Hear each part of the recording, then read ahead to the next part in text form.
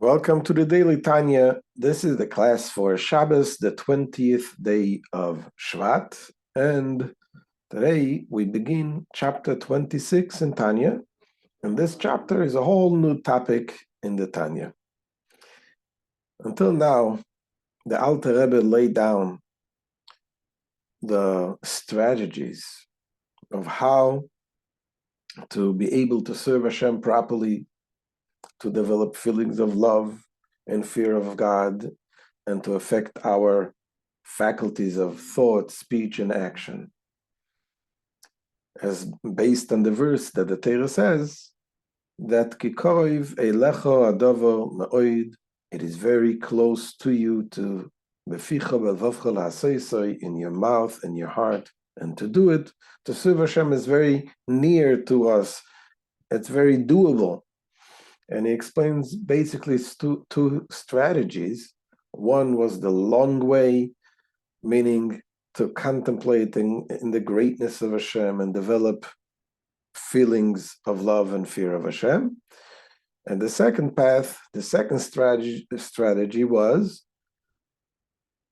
even a person that is not able to contemplate so deeply, we have to know that we have already deep in our soul, we have the latent love of Hashem, the natural love that we have, the hidden love that every Jew possesses.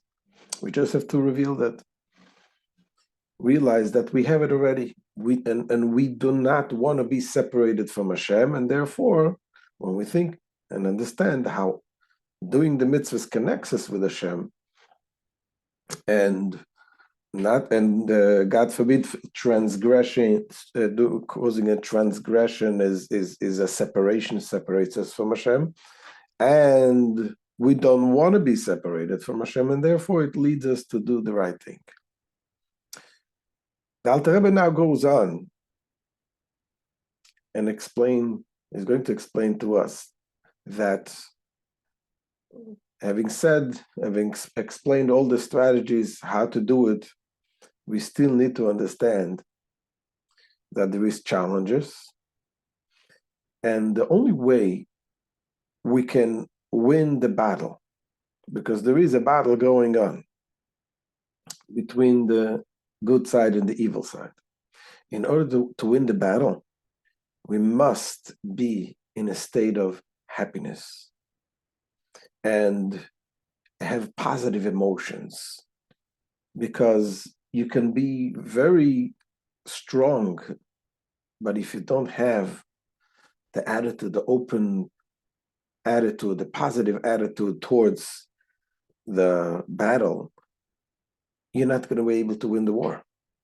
There's a story once, the Rebbe, the Tzemach Tzedek, the third Lubavitcher Rebbe, he visited in the city of Petersburg, and there was a group of Jewish soldiers from the Cantonists. Those were the soldiers that were kidnapped from their homes when they were little children, and they were raised in the Russian army for 25 years. And a group of soldiers came, they invited the Tzemach Tzedek, the Rebbe, to come to talk to them. And they told him, Rebbe, we worked hard to polish our buttons to greet you properly. We ask you, work hard to polish our souls that has been defiled, so it became thick and insensitive to spirituality. And the Tzemach Tzedek said to them, a Maimer Hasidic discourse, Machisi Ka'av Pesha'echa. He explained to them in a very simple, easy language that they can understand. And then the Rebbe, the Tzemach Tzedek, told them that just like when you polish your buttons, how do you do it? You take earth and water, dust and water, or whatever, sand and water, and that's how you polish your buttons. And the same thing is when it comes to polishing your souls. To polish the souls is also through the dust and water. The dust refers to the letters of Tehillim, saying the Psalms. And the water is the tears, doing it from deep, from the heart with tears. And then one of the soldiers approached the Tzemach Tzedek and he says, Rebbe, when we go to conquer a city, we don't go with tears. We go with a march, singing, and that's how we conquer the city. The Tzemach Tzedek liked it very much. And the Tzemach Tzedek said to him, indeed, the only way to conquer the Yetzer Hara, the evil inclination, is when you do it with simcha, with happiness. The Frierdiker Rebbe said, the previous Lubavitcher Rebbe said that ever since then, by the Rebbes of Chabad, became that everything, all of the Avodah, the serving of Hashem, has to be done with simcha, with happiness, and with joy. And this is what the Alter Rebbe begins in this chapter. Everything has to be done with happiness, with joy. He's going to deal with later on in this chapter and in the next few chapters how we deal with different situations. How can we be happy? But number one, this is what he's saying. The happiness is a very crucial condition in order to win the battle with the evil inclination. So let's see inside chapter 26. Says the Alter Rebbe, Bram kegoin do tzorich lo yidoe klal godel, but this must be made known as a cardinal principle. Ki kemoi shenitzochem lenatzeach dover gashmi, kemoi shnei anoshim amisapkim ze im ze l'hapil ze ze. It is with the service of God just as it is with a victory over a physical opponent. For instance, two people who wrestle with each other, each striving to fell the other. Hine, says the Alter Rebbe, im echadu be'atzlus kvedus yenutzach bekal ve'yipoel gam im hu gibor yosem mechavere. If one of them is lazy and sluggish, he will easily be defeated and will fall, even if he be the stronger than the other, since his laziness and sluggishness prevent him from revealing his strength. The same thing, says the Alter Rebbe, is also with the victory fighting the Yetzer Hara, the evil inclination. Similarly, with the conquest of one's evil nature,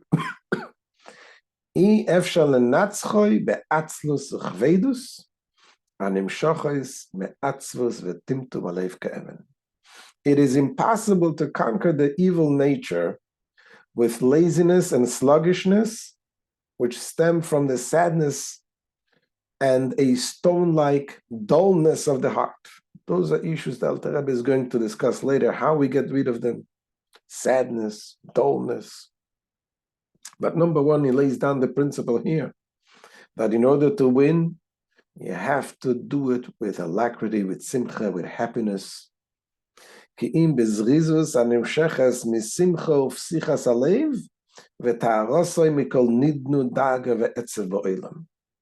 But rather with alacrity which derives from joy and an open heart, meaning a responsive heart that is unblemished by any trace of worry and sadness in the world.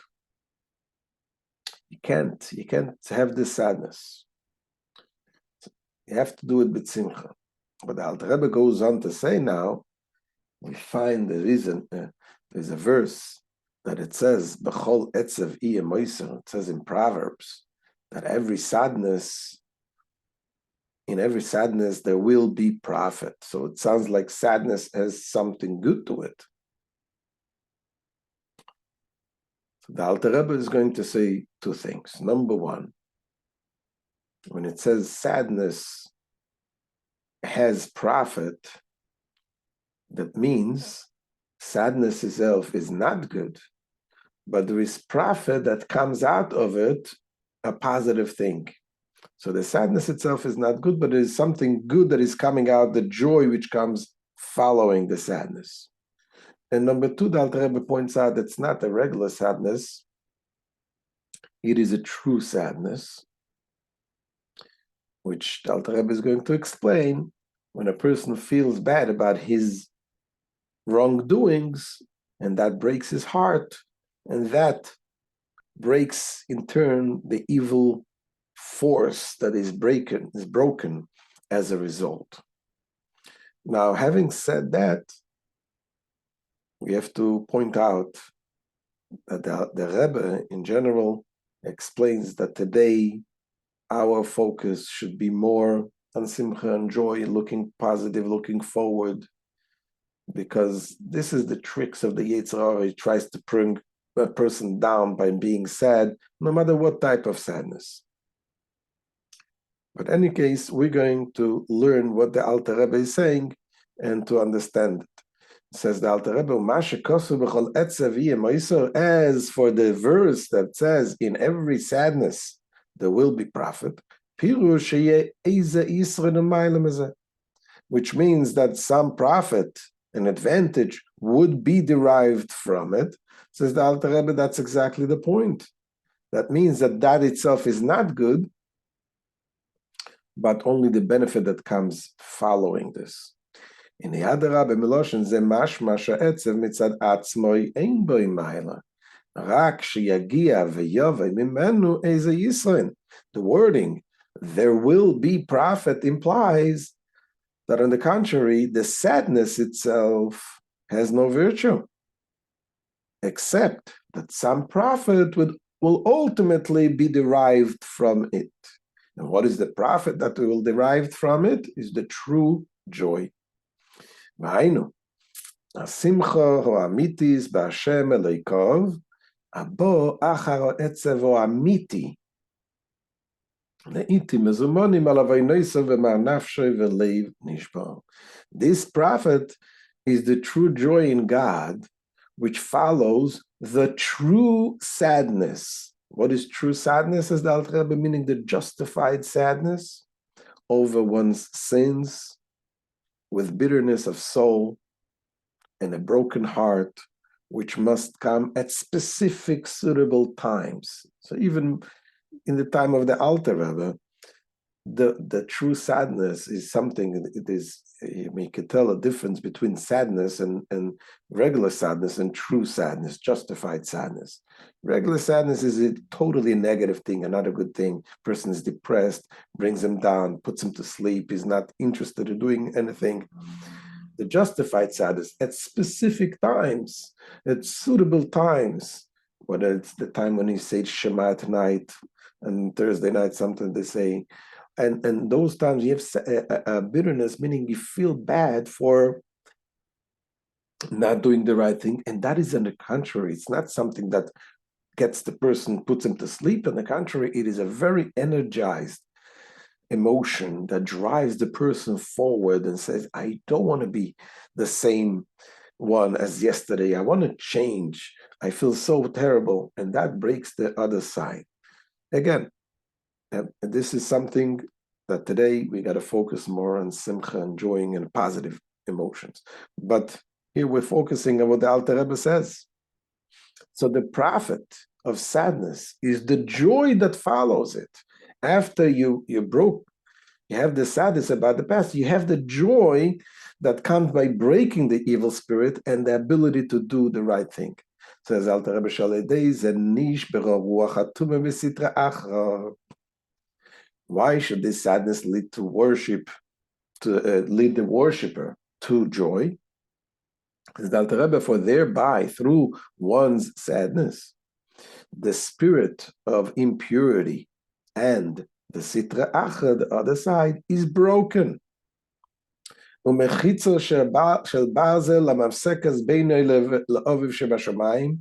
so too the iron wall that separates him from his Father in heaven, that iron wall is also broken.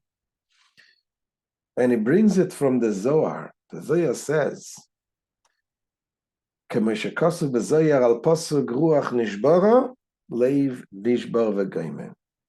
the Zohar comments on the verse, a broken spirit, a broken heart, you will not despise. It's in the Tehillim.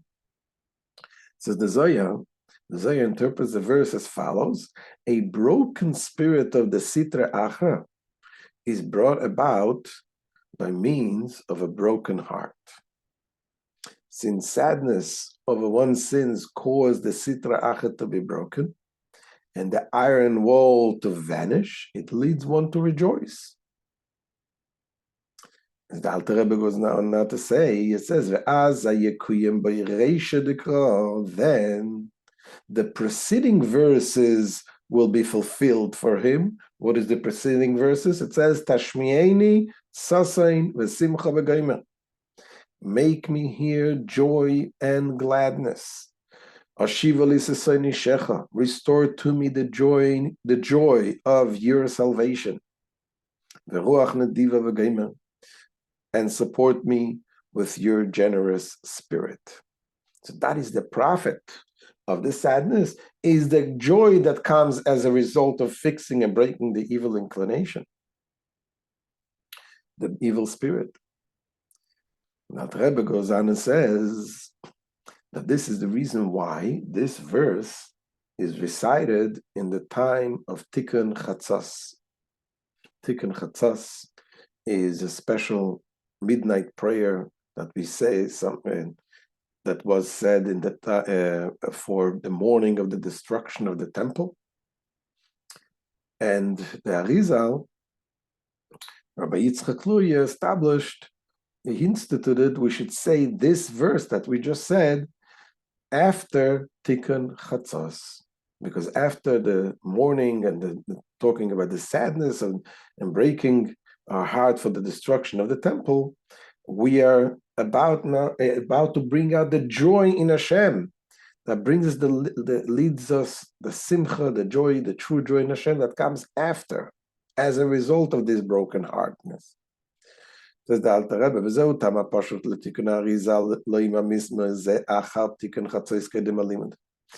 This is the simple reason, apart from the deeper mystical one, for the practice instituted by the Arizal of reciting the Psalms containing the verse quoted above after Tikkun Chatzos, the midnight prayer, before resuming one's Torah study. That was the custom. They would say the Tikkun Chatzos, pray for the morning of the destruction of the temple, and then they would study Torah until the morning, and then start the day. In order that one should study with true joy in God that succeeds the remorse of Tikkun Chatzos.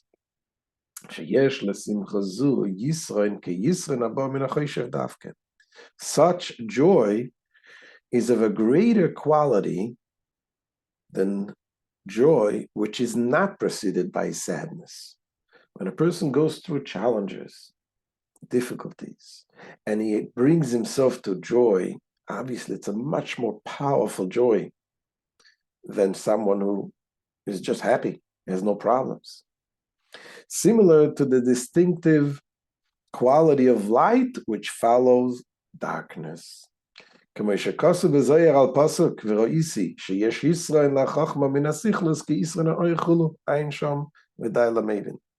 As the Zohar comments in the verse, and I, says King Solomon, I saw that wisdom surpasses foolishness as light surpasses darkness. Note there, and this will suffice for him who understands. So the Zohar asks, what is it, King Solomon has to teach us such a thing? Every person can understand it. And the Zohar explains, what does it mean? The advantage that we're seeing from the wisdom over foolishness, like light of darkness, means that the darkness makes us appreciate much more the light. The joy that a person has following challenges is a much greater joy. Furthermore, the verse states explicitly,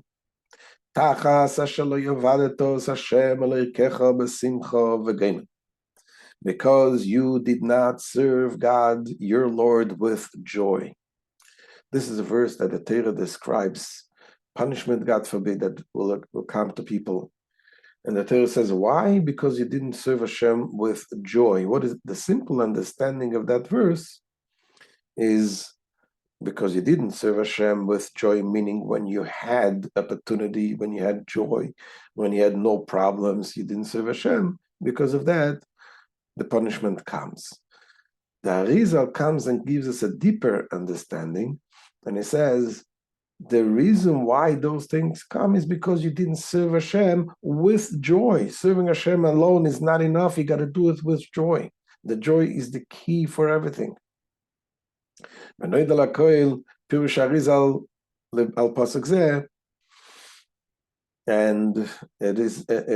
is familiar with the explanation of the Arizal on this verse. So, as one of the tzaddikim once said, there is no mitzvah in the Torah specifically to be happy, to be joyous. It doesn't say clearly that you have to be happy. It's not one of the 613 commandments. And there is no aveira, there is no sin explicitly not to be sad. It's not one of the 365 prohibitive commandments. But the place, it says the heights that simcha can bring a person, no mitzvah can lead to such heights. And the same thing the other way around. The depth and the low place which sadness can drag a person down, no sin can drag a person down. So that is why this is the number one, says the Alter Rebbe, we got to know, we got to do things with happiness. Realize that Hashem created you. Realize that Hashem loves you. And Hashem runs the world. And therefore, if you make 1 + 1 = 2. So Hashem loves you. When Hashem runs the world, equals that everything, whatever happens, there is an inner, a deeper good for you. Knowing that is the key to understand, to help us to be able to be happy. We have to find what to be happy with. But the happiness is the key to be able to overcome our challenges, overcome our Yetzer Hara, and do the right thing. Thank you for joining me. Hashem will see you tomorrow.